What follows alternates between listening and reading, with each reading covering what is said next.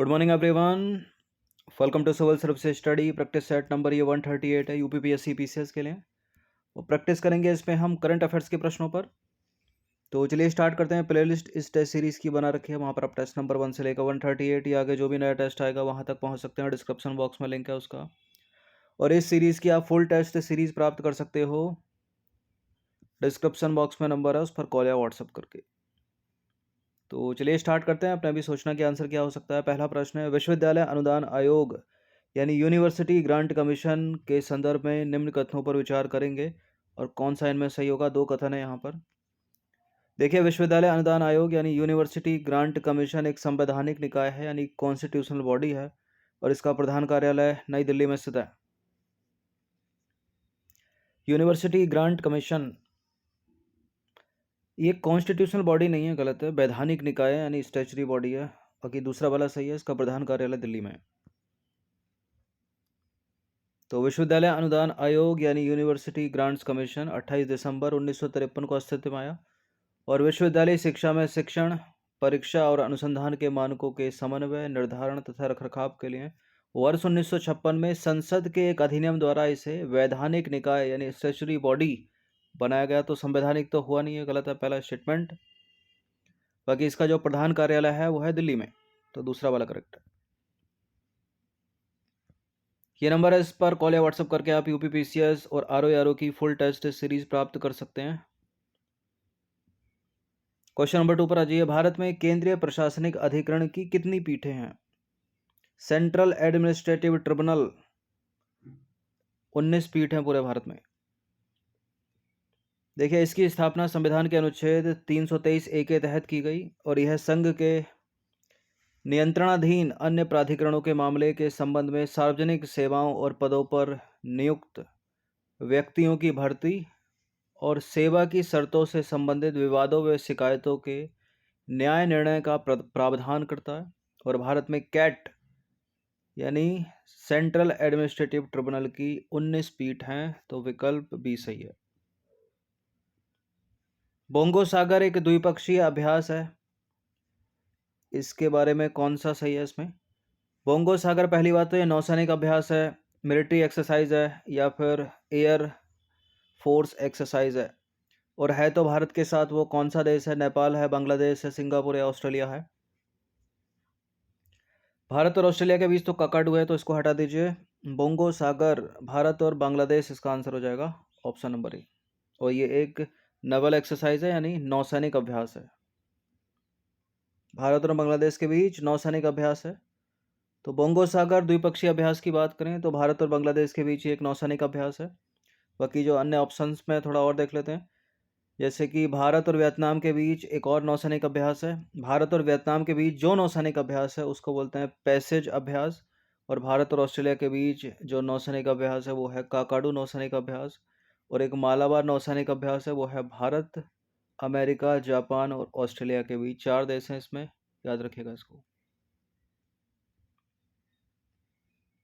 Question number 4 पर आ जाइए। किस केंद्रीय मंत्रालय ने सभी के लिए परिवहन चुनौती के दूसरे चरण और नागरिक अनुभूति सर्वेक्षण 2022 का शुभारंभ किया? किसने किया है? आवासन और शहरी कार्य मंत्रालय ने, गृह मंत्रालय ने, पर्यटन मंत्रालय या फिर सड़क परिवहन और राजमार्ग मंत्रालय? सभी के लिए परिवहन चुनौती के दूसरे चरण और नागरिक अनुभूति सर्वेक्षण 2022 किसने किया है? इसका आंसर है ऑप्शन नंबर सी, आवासन और शहरी कार्य मंत्रालय। तो हाल ही में आवासन और शहरी कार्य मंत्रालय ने सभी के लिए परिवहन चुनौती के दूसरे चरण तथा नागरिक अनुभूति संरक्षण 2022 का शुभारंभ किया, तो विकल्प सी इसका आंसर हो जाएगा। क्वेश्चन नंबर 5 पर आ जाइए। 11 से 12 नवंबर 2022 को प्रधानमंत्री गति शक्ति मल्टी मॉडल जलमार्ग शिखर सम्मेलन का आयोजन किस शहर में हुआ है? वो शहर उत्तर प्रदेश का है, यूपी का है, और यूपी का वाराणसी है। देखिए, भारत सरकार के पत्तन पोत परिवहन और जलमार्ग मंत्रालय के अधीन भारतीय अंतर्देशीय जलमार्ग प्राधिकरण द्वारा 11 से 12 नवंबर 2022 को प्रधानमंत्री गति शक्ति मल्टी मॉडल जलमार्ग शिखर सम्मेलन का आयोजन उत्तर प्रदेश के वाराणसी जिले में स्थित दीनदयाल हस्तकला संकुल में किया गया। और यह सम्मेलन जलमार्ग क्षेत्र में बुनियादी ढांचे के विकास पर ध्यान देने के साथ प्रधानमंत्री गति शक्ति राष्ट्रीय मास्टर प्लान के बारे में व्यापक जागरूकता उत्पन्न करेगा। तो उत्तर प्रदेश का वाराणसी। क्वेश्चन नंबर 6 है, अटल न्यू इंडिया चैलेंज किस संस्थान की पहल है? अटल न्यू इंडिया चैलेंज पहल है इनमें से किस संस्थान की? केंद्रीय संस्कृति मंत्रालय, केंद्रीय अन्वेषण ब्यूरो, नीति आयोग या राष्ट्रीय हरित अधिकरण? अटल new India challenge NITI Aayog की पहल है ये। देखिए, अटल new India challenge NITI Aayog के अटल इनोवेशन मिशन द्वारा आरंभ एक प्रमुख कार्यक्रम है। इस कार्यक्रम का उद्देश्य है प्रौद्योगिकी आधारित उन नवाचारों की तलाश, चयन, समर्थन करना और उन्हें बढ़ावा देना जो राष्ट्रीय महत्व एवं सामाजिक प्रासंगिकता से संबंधित क्षेत्रीय चुनौतियों का समाधान करते हैं। हाल ही में अटल इनोवेशन मिशन द्वारा अटल न्यू इंडिया चैलेंज के दूसरे संस्करण के पहले चरण का शुभारंभ किया गया और अटल न्यू इंडिया चैलेंज 1.0 को वर्ष 2018 में नवाचारों और प्रौद्योगिकियों को लोगों हेतु प्रासंगिक बनाने के आह्वान के लिए लॉन्च किया गया था। ठीक है, अटल न्यू इंडिया चैलेंज 1.0 को, और अभी 2.0 का पहला चरण है। क्वेश्चन नंबर 7 पर आ जाइए, जलवायु शिखर सम्मेलन COP27 के दौरान किस संस्थान के द्वारा सभी के लिए वैश्विक पूर्व चेतावनी प्रणाली विकसित करने की एक पंचवर्षीय योजना प्रस्तुत की गई? किसने की है ये? विश्व मौसम विज्ञान संगठन, ऑप्शन नंबर डी। देखिए, विश्व मौसम विज्ञान संगठन द्वारा जलवायु परिवर्तन पर संयुक्त राष्ट्र फ्रेमवर्क कन्वेंशन के लिए पार्टियों के 27वें सम्मेलन COP27 के दौरान सभी के लिए वैश्विक पूर्व चेतावनी प्रणाली विकसित करने की एक पंचवर्षीय योजना प्रस्तुत की गई।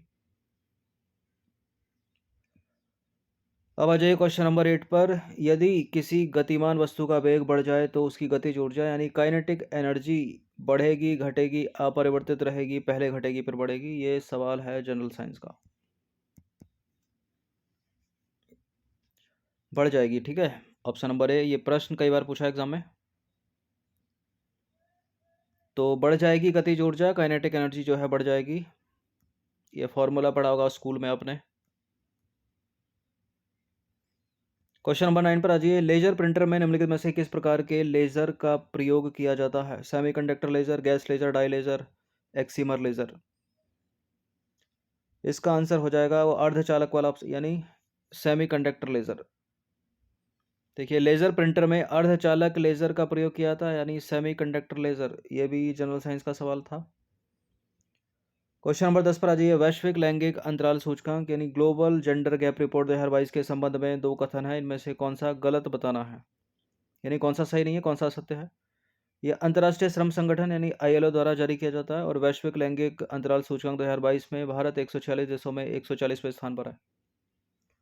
वैश्विक लैंगिक अंतराल सूचकांक पहली बात तो ILO के द्वारा जारी नहीं किया जाता, बल्कि वर्ल्ड इकोनॉमिक फोरम यानी विश्व आर्थिक मंच के द्वारा जारी किया जाता है। गलत है पहला स्टेटमेंट। दूसरा भी गलत है, भारत 146 देशों में 140 नहीं बल्कि 135वें स्थान पर है। तो प्रश्न पूछा निम्नलिखित में से कौन सा कथन गलत है? तो दोनों के दोनों गलत हैं, सी है इसका आंसर। देखिए, उपरोक्त दोनों के दोनों कथन सत्य हैं, असत्य हैं, असत्य है।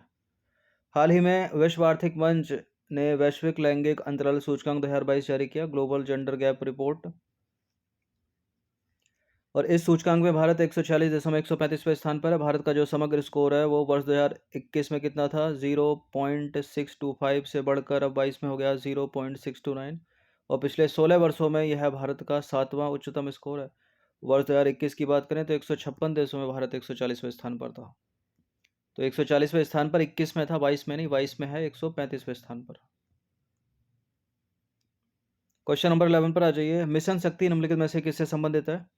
पत्तन विकास, विद्युत उत्पादन, वैश्विक आतंकवाद या महिलाओं की रक्षा सुरक्षा सशक्तिकरण? मिशन शक्ति है महिलाओं की रक्षा सुरक्षा और सशक्तिकरण से।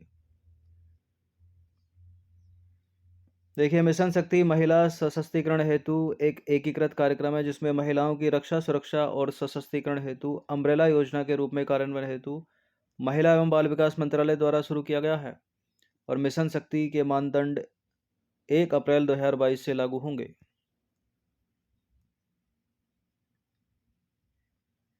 1 अप्रैल 2022 से लागू हो चुके हैं। ठीक है। क्वेश्चन नंबर 12 पर आ जाइए। भारतीय प्रतिस्पर्धा आयोग से रिलेटेड दो स्टेटमेंट है, कौन सा इसमें सही है? राघवन समिति की सिफारिशों के आधार पर इसका गठन हुआ था और आयोग एक अर्ध न्यायिक निकाय है। क्वासी जुडिशियल बॉडी है क्या भारतीय प्रतिस्पर्धा आयोग? है ये करेक्ट है, दोनों के दोनों स्टेटमेंट सी है इसका आंसर। देखिए, भारतीय प्रतिस्पर्धा आयोग, इंग्लिश में बोलेंगे इसको कंपटीशन कमीशन ऑफ इंडिया, एक सांविधिक निकाय है, स्टैच्यूटरी बॉडी है जो प्रतिस्पर्धा अधिनियम 2002 के उद्देश्यों को लागू करने के लिए उत्तरदायी है।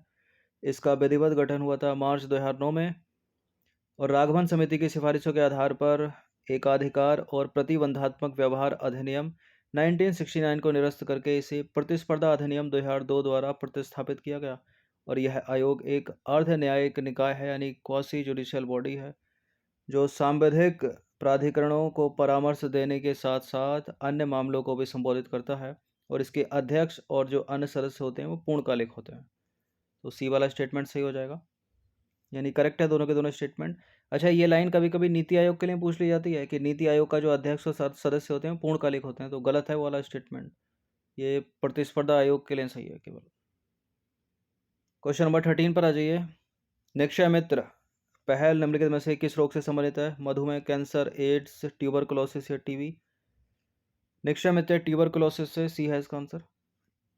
देखिए, निक्षय मित्र पहल ये जो है वो क्षय रोग से संबंधित है, यानी ट्यूबरकुलोसिस टीबी के इलाज के लिए अतिरिक्त निदान, पोषण और व्यावसायिक सहायता सुनिश्चित करने से संबंधित है। नंबर 14 पर आ जाइए। वर्ष 2022 में भारत द्वारा G20 अध्यक्षता की थीम क्या है? सत्यमेव जयते, अतिथि देवो भव, परोपकार पुण्याय या वसुधैव कुटुंबकम? वसुधैव कुटुंबकम है, महाभारत से लिया गया है ये स्लोगन। देखिए, हाल ही में भारत के प्रधानमंत्री ने भारत की G20 अध्यक्षता के लिए लोगो, थीम और वेबसाइट का अनावरण किया।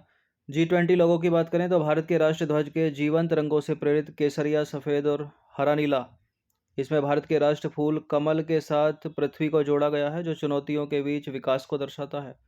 G20 लोगों के नीचे भारत लिखा गया है और G20 अध्यक्षता की थीम की बात करें तो वसुधैव कुटुंबकम, अर्थात इसका मतलब होता है एक धरती, एक परिवार, एक भविष्य। इसे लिया गया है महाउपनिषद से, ठीक है, महाभारत से नहीं, सॉरी, महाउपनिषद से लिया गया है।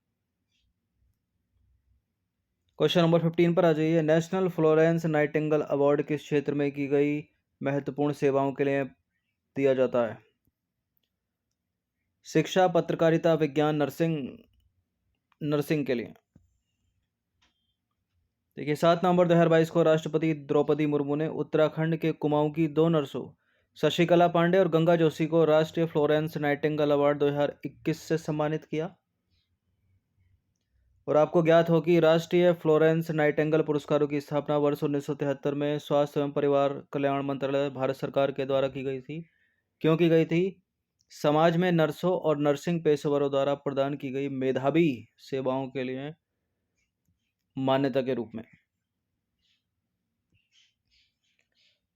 क्वेश्चन नंबर 16 पर अजी। हाल ही में आरंभ अपशिष्ट से ऊर्जा कार्यक्रम का क्रियान्वयन निम्नलिखित में से किस केंद्रीय मंत्रालय के अंतर्गत किया जा रहा है?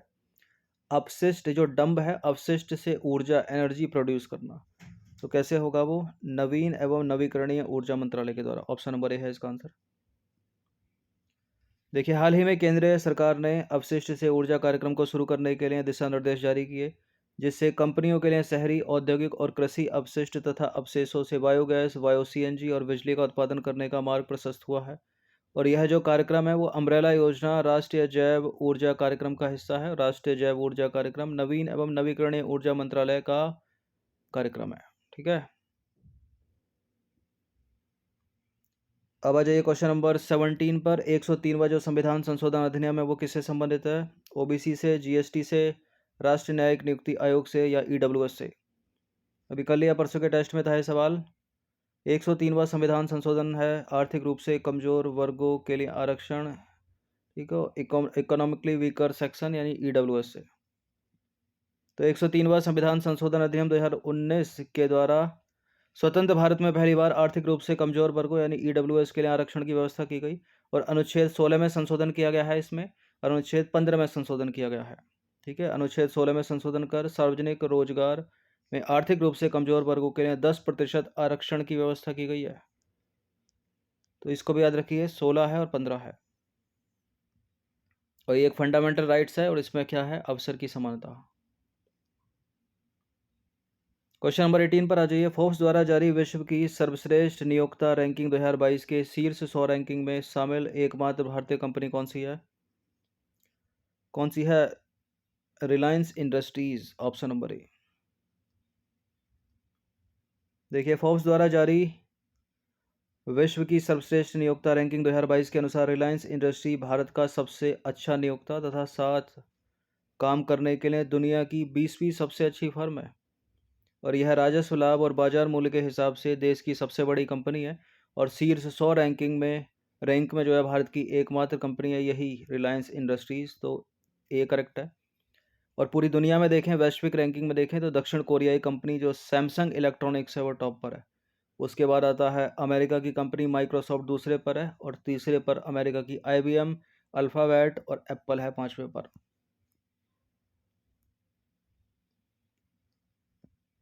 क्वेश्चन नंबर 19 पर आ जाइए। हाल ही में provisional state of the global climate report 2022 निम्नलिखित में से किस संस्थान द्वारा जारी की गई? विश्व मौसम विज्ञान संगठन, विश्व आर्थिक मंच, विश्व स्वास्थ्य संगठन और संयुक्त राष्ट्र पर्यावरण कार्यक्रम यानी UNEP। देखिए, रिपोर्ट देखिए कौन सी है, provisional state of the global climate. ठीक है, ग्लोबल क्लाइमेट वर्ड आ रहा है इसमें। अब ग्लोबल क्लाइमेट का यहाँ WHO से तो होगा नहीं, अधिकतर संभावना या तो ए की हो रही है, डी की हो रही है। तो क्या है? ए है इसका आंसर, विश्व मौसम विज्ञान संगठन। देखिए, हाल ही में विश्व मौसम विज्ञान संगठन ने provisional state of the global climate report 2022 जारी की, और इसकी जो पूर्ण रिपोर्ट है, अंतिम रिपोर्ट, वो आएगी अप्रैल 2023 में आने की उम्मीद है। तो याद यहाँ क्या रखना है, विश्व मौसम विज्ञान संगठन। क्वेश्चन नंबर 20 पर आ जाइए। अंतिम प्रश्न है, हाल ही में केंद्रीय मंत्रिमंडल ने किस आदिवासी स्वतंत्रता सेनानी के जन्मदिवस को जनजातीय गौरव दिवस के रूप में मनाने की मंजूरी दी है? बिरसा मुंडा, रानी गेंडेलियो, अल्लूली सीताराम राजू या फिर भगत जवाहर मॉल। सब पढ़ा चुका हूँ यह मैं हिस्ट्री में। इसका उत्तर है Birsa Munda, option number C.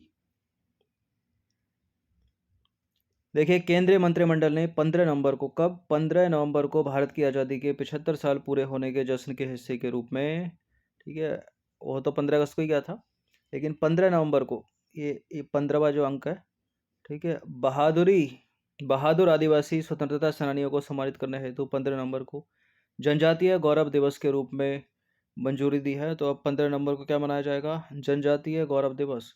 और 15 नवंबर को बिरसा मुंडा की जयंती होती है, जिन्हें पूरे भारत में आदिवासी समुदाय द्वारा भगवान के रूप में सम्मानित किया जाता है।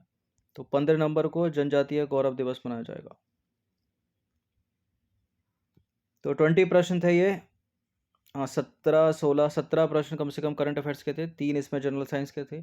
इन सभी की प्रैक्टिस कर सकते हो आप, और ये नंबर है, इस पर कॉल या व्हाट्सअप करके आप इन सभी की PDF भी प्राप्त कर सकते हैं। एक PDF में 100 प्रश्न होंगे, वो मिलेगा आपको पेड टेलीग्राम ग्रुप को ज्वाइन करने पर ही।